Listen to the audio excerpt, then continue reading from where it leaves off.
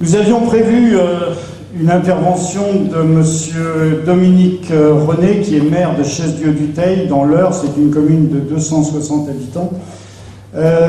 Monsieur Dominique René, qui est transporteur, donc une entreprise de transport, nous a prévenu hier soir qu'il ne pouvait pas être là pour des raisons professionnelles. Donc je vais simplement vous donner quelques informations avec l'aide d'Olivier, parce que nous avons été un petit peu impliqués dans ce projet, sur ce qui s'est passé à Chaise-Dieu-du-Teil. C'est assez exemplaire, et pour moi, ce qui s'est passé à Chaise-Dieu, c'est un petit peu ce que j'appellerais un cas d'école. Depuis le début de la rentrée scolaire, les enfants de l'école, une classe unique, vont de l'école à la cantine avec un hippobus qui a donc, comment dire, à l'origine, ce projet est né de la volonté d'un prestataire de service, de quelqu'un qui était un éleveur, en fait, utilisateur de chevaux, qui est Claude Segaud, qui habite Chaise-Dieu-du-Teil et qui élevait pour le plaisir, et qui, sentant sa carrière un petit peu tirée à sa fin, a préféré abréger sa carrière professionnelle et se lancer dans la prestation de service avec ses chevaux. Alors il a eu l'idée de ce service de transport scolaire, et il a contacté le maire qui a été très favorable à cette idée. Et je trouve ça très important, c'est que souvent dans la naissance d'un projet, il faut une rencontre. C'est pas toujours le cas, mais il faut une volonté, quelquefois, un prestataire, un utilisateur de chevaux, et de l'autre côté, une écoute et un soutien. Là, c'est l'élu, en l'occurrence. Alors, auparavant, comment ça se passait? Auparavant, il y a exactement 1 kilomètre entre la cantine et l'école. Et pour cela, eh bien, il y avait un car qui venait de l'Aigle, c'est-à-dire à 12 km 500, qui faisait 12 km 500, qui emmenait les enfants sur 1 km à la cantine, qui les attendait, qui les ramenait ensuite à l'école et qui repartait à l'Aigle. Au niveau du bilan carbone, c'était relativement pas très très favorable. Donc le projet a été lancé. C'est exemplaire dans la mesure où le maire, M. Dominique René, s'est vraiment entouré de toutes les garanties en prenant contact très tôt avec Olivier Linaud et avec la Commission nationale des chevaux territoriaux. Et comme la compétence des transports scolaires fait partie de la communauté de communes de Rugles, le maire de Chaise-Dieu-du-Teil a emmené une délégation d'élus de la communauté de communes, mais aussi de parents d'élèves, à Trouville, rencontrer les gens de la Commission nationale des chevaux territoriaux. Ils ont fait quelques sorties en voiture avec Fabrice, ils ont rencontré Lydia, Olivier, et je dois dire qu'à leur retour de Trouville, ils ont été très très séduits par leur journée. Olivier, c'est un schéma un petit peu classique. Oui, en fait, pour vous donner un exemple, la ville de Trouville reçoit pas plus de 2 communes par semaine. C'est une règle qu'on s'est fixée, parce que sinon on a plus de demandes. Moi, je suis directeur général de la mairie, donc ils vont voir les services au travail. Je les récupère vers 11h30 avec Lydia. On utilise le temps du repas, qui est un temps normalement libre pour un DGS, pour leur parler, leur donner des outils, les convaincre. C'est souvent très facile de les convaincre. Et surtout, leur rappeler les grandes étapes et l'échéancier indispensable pour mettre en place le cheval, c'est-à-dire étude de faisabilité, vérification des diplômes, formation des hommes et des chevaux. Et on a fait ça avec la Chaise-Dieu-du-Teil. Et là, ça s'est même développé encore plus, puisque Claude est même venu après en accompagnement, il était en formation en ALRA. Il est venu faire ses stages pratiques chez nous. Il est même venu avec ses chevaux à une période où Fabrice les a accueillis avec les chevaux pour qu'on rôde les chevaux de Claude dans la ville, avec un vrai risque pour moi. Je vous le dis gentiment, mais imaginez-le. Ça veut dire que si les chevaux de Claude, qui n'étaient pas encore tout à fait prêts, avaient fait une connerie à Trouville, je pense que tout le monde aurait pensé que c'était les chevaux de Trouville qui avaient fait une bêtise. Et je pense qu'on aurait eu ça sur le dos. Ça aussi, c'est les genres de trucs auxquels il faut penser. Les chevaux qui découvrent, c'est des chevaux qui peuvent à un moment accrocher un rétroviseur ou faire une petite bêtise. Et ça aussi, c'était à prendre en compte, mais ça s'est passé très bien avec Claude et ses chevaux. Une précision pour finir. M. Dominique René, le maire, a eu une exigence.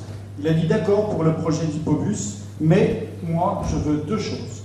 c'est que le service qui va être mis en place avec les chevaux ne coûte pas plus cher que le service avec l'autocar. Deuxième exigence, le projet doit s'inscrire dans la durée. Alors, le bilan financier est que le projet, tel qu'il est conçu actuellement, est moins cher, je crois, de 10% à peu près, que ce qui se faisait avec l'autocar auparavant. Donc ce premier objectif a été atteint.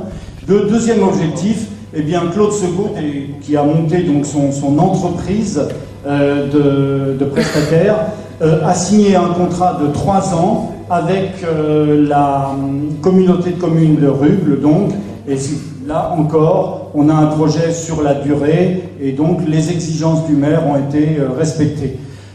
Comme dans tous ces projets, lorsque vous discutez avec le maire, lorsque vous lui dites alors économiquement c'est intéressant, alors le bilan carbone c'est intéressant, il vous dit non, c'est pas ça qui est important, c'est le lien social.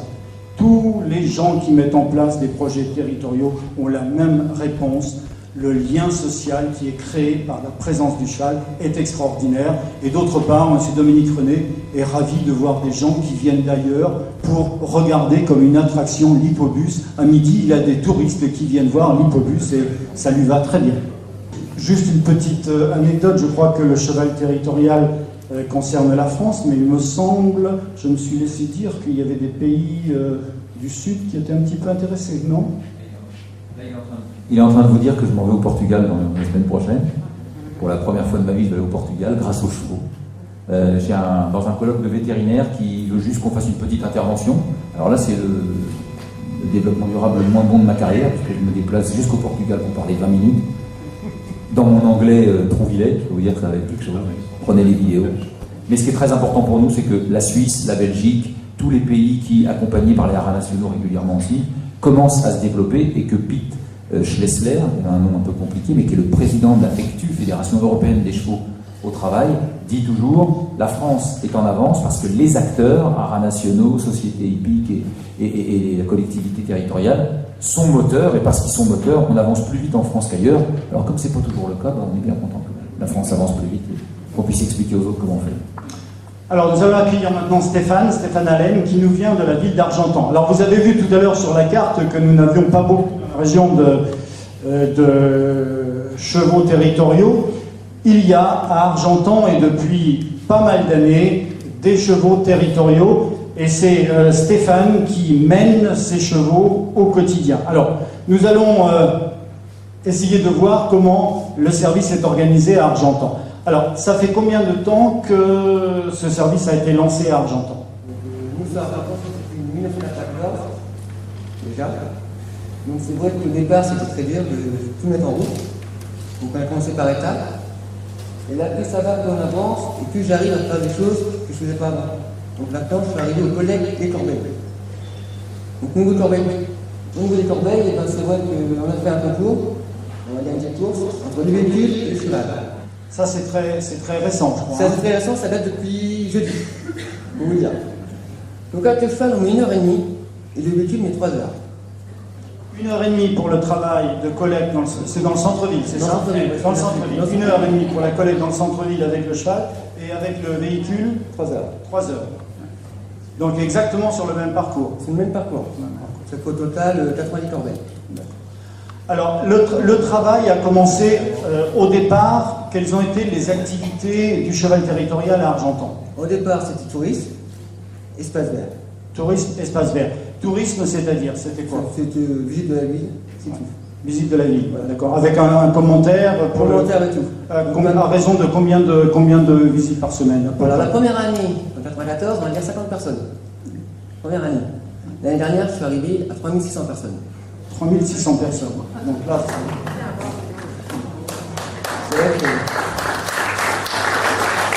Alors, au niveau des espaces verts, qu'est-ce qui... Et le nouveau espace vert, on a tout arrêté, c'est l'arrosage. D'accord. Donc, on avait un chef qui n'était pas court. Ah. On n'avait pas rien. On n'avait pas assez vite. D'accord. Donc ça, c'est pas grave. Ouais. Donc, on s'est rapplié sur le ramassage au niveau de la voirie. extérieur de la ville. Oui, Dans alors les quartiers. je suis allé, moi, en tant que photographe, j'ai suivi Stéphane à 2 reprises en tant que photographe. C'est vrai qu'on est allé dans ce que l'on peut appeler des quartiers périphériques, un petit peu, c'est ça. Tous ces quartiers périphériques, donc c'est vrai qu'on ramasse un peu de tout. Oui, alors c'est vrai que c'est assez impressionnant, c'est très intéressant, c'est-à-dire que si vous cherchez un petit vélo d'occasion, une machine à laver, il n'y a pas de problème, vous trouvez ça pour pas cher. Et tout à l'heure, il y a eu une rencontre intéressante, c'était Stéphane qui a dit bonjour à Christine, que vous allez voir tout à l'heure, et Stéphane a dit moi aussi je suis débardeur, mais c'est un petit peu particulier. Donc Christine lui a dit c'est quoi ton débardage? Ah ben moi c'est les machines à laver, les carcasses de voiture, voilà. Mais bon, tout ça, c'est avec un cheval. Alors là, je pense qu'il faut bien prendre conscience qu'il y a différentes possibilités au niveau de la mise en place du cheval. On a vu sur Trouville des chevaux qui sont des chevaux intégrés à la commune, qui sont donc en régie. Ici, à Trouville, pardon, je mélange un petit peu, ici à Argentan, on a une configuration qui est entièrement différente. D'où viennent les chevaux et comment est organisé le service? Alors, les chevaux sont en location. On loue les chevaux à un prestataire. Donc, ça veut dire que tous les 3 ans, on fait une demande de marché. D'accord, donc ils sont là pour une période de 3 ans, c'est ça? 3 ans. Alors, les chevaux sont loués à des prestataires. Où sont les prestataires là, actuellement? Le premier prestataire était à Aulnoul-Faucon. Et là, Donc, le deuxième. Oui, à combien de kilomètres? Aulnoul-Faucon, ça faisait 5-6 km. 5-6 kilomètres. Et là, le deuxième qui est là depuis 2 ans, il est du côté de Carouge. 50 km à peu près. D'accord. Alors, comment les chevaux, comment est-ce que c'est organisé l'utilisation des chevaux alors? Là, cette année, c'est complètement différent. Par rapport aux autres années, c'était le prestataire qui nous fournissait le cheval, qui était déjà dressé et tout ça. Ouais. Et il y a 2 ans, le maire a changé de sujet. C'est que les chevaux devaient être choisis par moi-même et dressés par moi-même, avec l'aide du prestataire. Donc ça veut dire que cette année, depuis 2 ans, donc là c'est Annabelle, elle a 4 ans, elle est tout en apprentissage. Donc elle a été débourrée et elle a repris la ville il y a à peu près 3 semaines. Donc là, elle apprend vraiment son métier. D'accord. Elle est présente, alors, elle est présente à Argentan combien de jours par semaine? Là, elles sont toutes les 2 présentes. Il y en a une qui travaille le matin, donc Annabelle travaille le matin, au plateau. Et Violette, qui a 5 ans, elle fait de la balade touristique et du plateau aussi. Combien de jours par semaine? Alors là, sont toutes les 2 au box. Là, pour l'instant, c'est vrai que là, sont toutes les 2 au box. Sinon, à partir de l'année prochaine, il y en a une qui travaillera la semaine et puis l'autre la deuxième. D'accord. Mais on veut dire que chaque cheval travaille qu'une semaine. Je mets une semaine en repos et ainsi de suite. Je fais du roulement. Et le week-end, comment ça se passe? Alors, les week-ends, les juments retournent au champ, chez leur propriétaire. Voilà. Donc tout ce qui est soins, c'est tout simple. Maraîchalerie, c'est la charge du propriétaire. Les vaccins, charge du propriétaire. Par contre, et la nourriture, c'est tout ce qui est seulement orge, avoine et granulés. Sinon, la ville fournit le foin, la paille. Si le cheval se blesse en ville, c'est la ville qui prend tout en charge. Le matériel, c'est la ville. Donc voilà.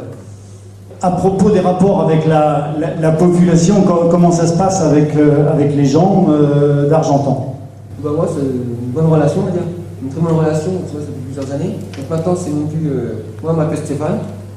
C'est même plus, vous voyez, c'est Stéphane. Donc c'est vrai qu'on a une relation avec les gens qu'on n'a pas avec le véhicule. On a un contact avec les gens. Et maintenant, c'est des gens qui viennent nous voir, même au centre-ville. Avant, c'était le véhicule, ils ne venaient pas parler les commerçants. Maintenant, ils viennent nous parler les commerçants. Ils respectent le voilier. C'est vrai que dans ce genre de travail, il y a quelquefois des surprises. Lorsque je suivais Fabrice, qui est là-bas et qui menait les chevaux à Trouville, il m'a prévenu, il m'a dit attention, je suis désolé, les chevaux vont s'arrêter en face de l'épicerie. Donc les chevaux s'arrêtent en face de l'épicerie parce qu'il y a les carottes et ça c'est immanquable. Les chevaux s'arrêtent systématiquement et Fabrice, tout professionnel qu'il est, ne pouvait absolument rien changer à cela. C'est comme Violette, ça s'arrête devant un bar, pareil, pour changer. Ça ne fait rien, et puis c'est l'heure.